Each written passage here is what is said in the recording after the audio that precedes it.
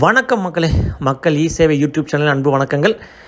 இன்றைய காணொளி டிஆர்டிஏயில் ஒப்பந்ததாரர்கள் பதிவு செய்வதில் ஏற்பட்டிருக்கிற புதிய மாற்றங்கள் என்ன கொண்டு வந்திருக்காங்க அப்படிங்கிறதான் பார்க்க போகிறோம். ஸோ இது போல் பயனுள்ள, அதாவது கான்ட்ராக்ட் ரெஜிஸ்ட்ரேஷனுக்காகவே highway department, PWD, WRD, corporation, municipality, Chennai metro water, Tamil Nadu police housing board, இந்த மாதிரி அனைத்து துறைகளிலும் fresh registration, renewal, upgradation, class upgradation, so எல்லாமே பார்த்திங்கன்னா நம்ம மக்கள் இ சேவை யூடியூப் சேனல் மூலம் செய்து கொடுத்து கொண்டு இருக்கிறோம்.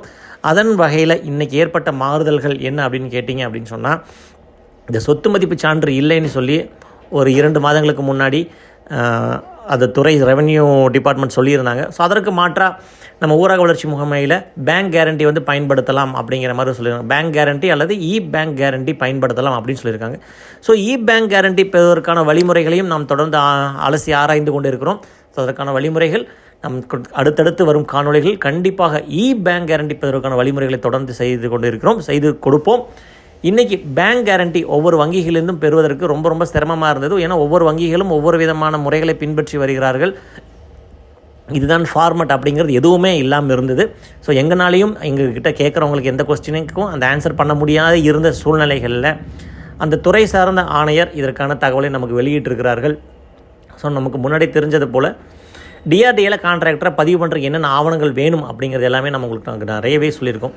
ஸோ இதில் முக்கியமாக தேவைப்பட்டது அந்த பேங்க் கேரண்டி கிடைக்காத பட்சத்தில் என்ன பண்ணலான்னு எங்களுக்கும் தெரியாத, சொல்ல முடியாத ஒரு சூழ்நிலைகள் இருந்தது. அதற்கு பதிலளிக்கும் விதமாக அதன் துறையை சார்ந்த ஆணையர் இந்த அறிவிப்பை வெளியிட்டிருக்கிறார்கள்.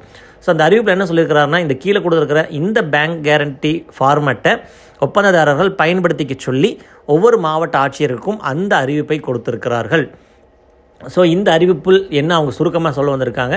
ஸோ இந்த பேங்க் கேரண்டி சமர்ப்பிக்கப்பட வேண்டும். நேஷ்னலைஸ்டு பேங்க்கு, அந்த ஷெட்யூல்டு பேங்க்ஸ்லேருந்து அந்த பேங்க் கேரண்டி நீங்கள் வாங்கலாம்.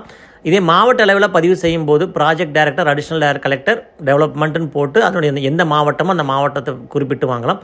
இதே வட்டார அளவில் வேணும்னு சொன்னால் பிளாக் டெவலப்மெண்ட் ஆஃபீஸர் எந்த பிளாக்கோ அந்த பிளாக் போட்டுக்கலாம்.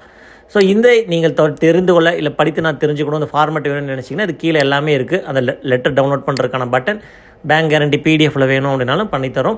இதே டாக்குமெண்ட்டாகவும் நாங்கள் எங்களுக்கு டைப் பண்ணி கொடுங்க அப்படின்னு சொல்லி கேட்டிங்கனாலும் அந்த சேவையும் நாங்கள் செய்து கொண்டு இருக்கிறோம். அந்த டாக்குமெண்ட்டும் நம்ம ரெடியாக எல்லாமே பேஜ் நம்பரோடு போட்டு பக்காவாக எல்லாமே ரெடி பண்ணி வச்சுருக்கிறோம். ஸோ இது நீங்கள் தேவைப்பட்டாலும் கண்டிப்பாக உங்களுக்கு நாங்கள் செய்து கொடுக்குறோம். அப்ளை பண்ணி தரணும் என்றாலும் அதற்கான உதவிகளையும் நாம் மக்கள் இ சேவை சேனல் மூலியமாக தொடர்ந்து செய்து கொண்டிருக்கிறோம். நல்ல சேவைகளை மட்டும் தொடர்ந்து இணைந்திருங்கள் மக்களே. இது யாருக்காவது பயனுள்ளதாக இருந்தால் நீங்கள் இதை ஷேர் பண்ணலாம்.